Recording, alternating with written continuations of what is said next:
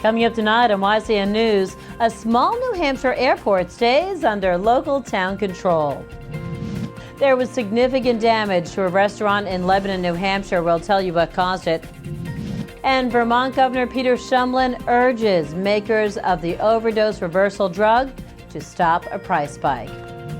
For more news, weather, and sports, it's time for YCN, your local view. Now, your daily digest of the Dartmouth Lake Sunapee region, southern Vermont, and Windsor County.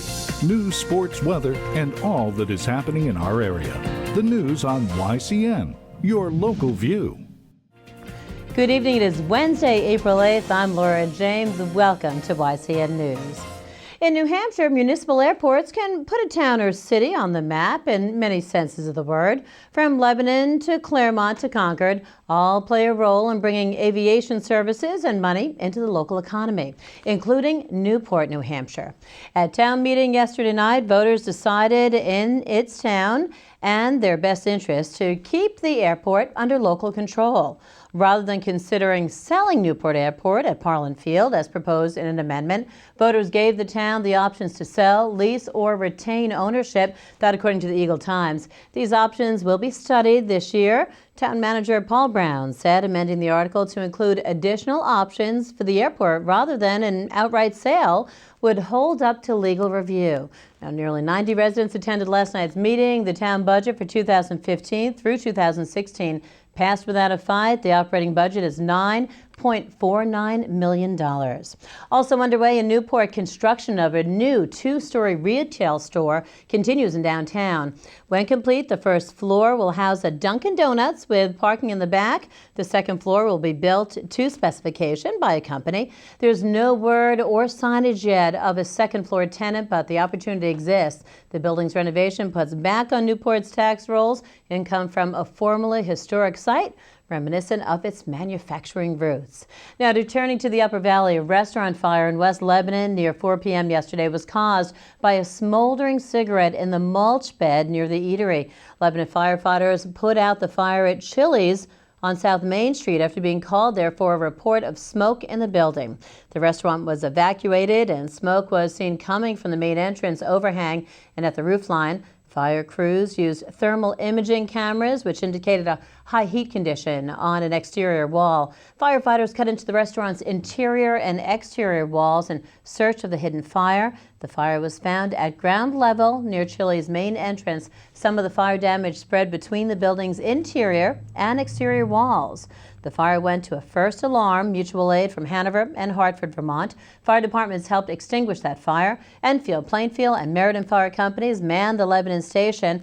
The fire was brought under control by about 5 p.m. Lebanon Fire Chief Chris Chrysopoulos says in a news release, damage to the restaurant is estimated to range from $50,000 to $75,000. There were no injuries, and Chili's will remain closed until further notice. Also in Vermont news, Governor Peter Shumlin and the co-chairs of his Criminal Justice and Substance Abuse Cabinet want the maker of the opiate overdose reversal drug Narcan to take steps to stop a price spike. Now, the drug price has increased to over 60% in Vermont. Other states across the country have reported similar price increases. YCN News will update you on this story tomorrow, including a related story of the drug bust and trafficking still plaguing northern New England. Coming up on YCN News, there's Peeps on display in Newport, New Hampshire, as well as a candy drop and typical changeable spring weather, as well as Newport High School softball team. They're looking good. Mike Pizzone joins us for local sports and weather when YCN News returns. The YCN News continues in a moment. Welcome back to YCN News. I'm Laura James. Well, there's a peep show in Newport, and you have until Saturday to view these little darlings on display. Now, check this out. For the fourth year in a row, contestants have risen, squished, or decorated their way into the iconic yellow marshmallow Peeps fame. Peeps, not just for Easter anymore. That's what you may think when you check out the winning entries. Contestants were chosen in 3 categories: adult, family group, and children. From the children's entrance of the Just Hurry Up and Peep, Already to the Fratzel family's The Peeps of Oz, to The Hobbit by Stephanie Zara. All entries will leave you smiling or maybe thinking of entering the contest next year. The entries from the Peeps Diorama contest will be on display through April 11th during gallery hours. The gallery is open on Saturday from 10 a.m. to 2 p.m. and Tuesday through Friday from 11 a.m. to 4 p.m. Admission to the show is free and open to all. Well, this next story focuses on a rescheduled springtime or Easter treat originating from the Newport Airport. Per the airport's Facebook page, the Candy Drop has been rescheduled to Friday, April 10th. Weather conditions prompted the rescheduling.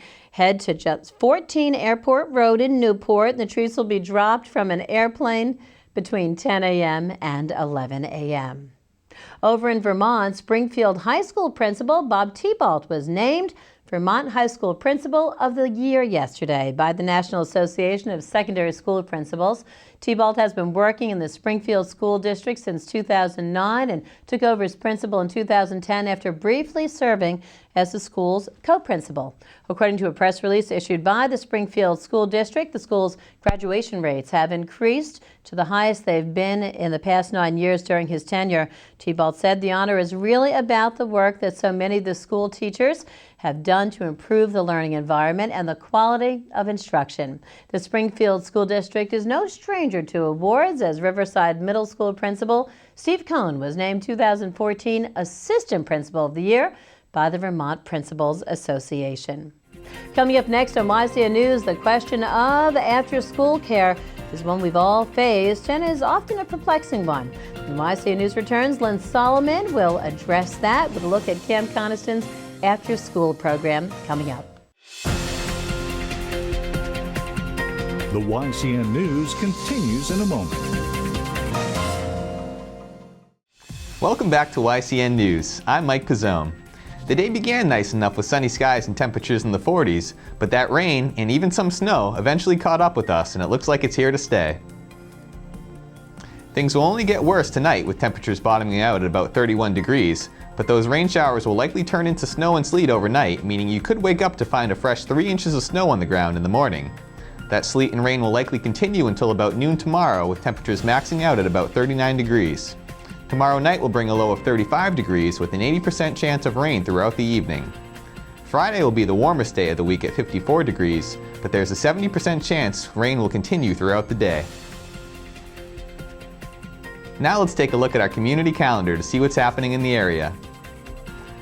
The annual Spring Rummage Sale in Heartland, Vermont will be held Friday from 8 a.m. to 6 p.m. and Saturday from 8 a.m. to 1 p.m. at the First Universalist Church on Route 12 in Brownsville Road. Items for sale include clothing, books, toys, games, and much more. Horticulturist and Vermont Public Radio personality Charlie Nordozzi will be in the Springfield Town Library in Springfield, Vermont on Friday at 6:30 p.m. to give a presentation on small space gardening. The event is free and open to the public. The Claremont Eagles Club on Washington Street in Claremont, New Hampshire will host a karaoke night on Friday from 7 to 11 p.m. Call the number on the screen for more information.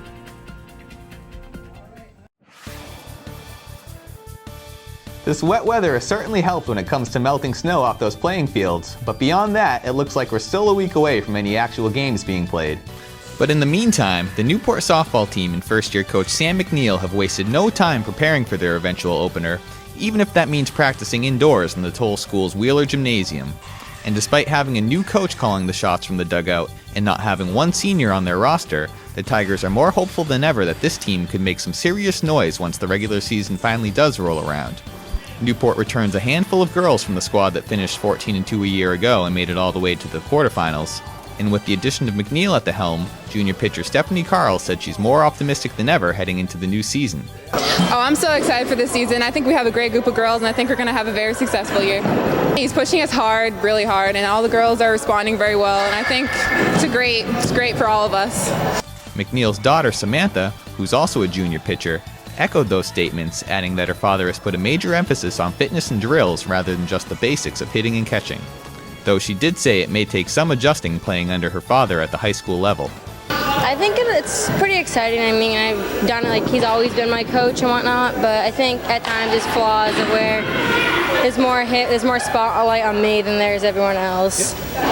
As for goals, McNeil didn't hesitate in saying his team is gunning for that top prize come tournament time. I'm always looking for the end goal, and the end goal is a championship. I mean, that's what we talked about at the beginning of the year with the girls. Where do they want to be? The first words out of their mouth. That was even the sophomores that have been on the team from last year, championship. There's plenty of potential here to get them to a championship. They just got to continue to work hard. Ultimately, that's what's going to get you there. There's good competition with Conant, Campbell, Hopkinton. I see a lot of those young ladies all summer long when I travel playing ASA ball. So there's a lot of talent out there in Division III, and these young ladies are going to have to work hard if they want to make it to that championship.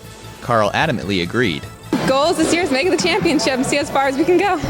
Newport is slated to open its regular season April 13th against non-divisional Hinsdale before it hosts rival Stevens on April 15th. Up in Hanover, New Hampshire, the Dartmouth College baseball team played solid defensively, but mustered just 2 infield hits in its loss to Boston College yesterday. Ben Socher and Dustin Shirley tallied the lone hits for the Big Green, who fell to 6-19 on the season.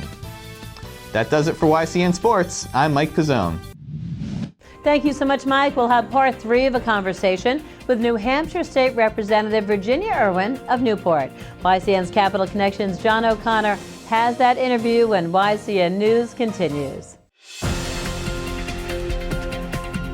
The YCN News continues in a moment.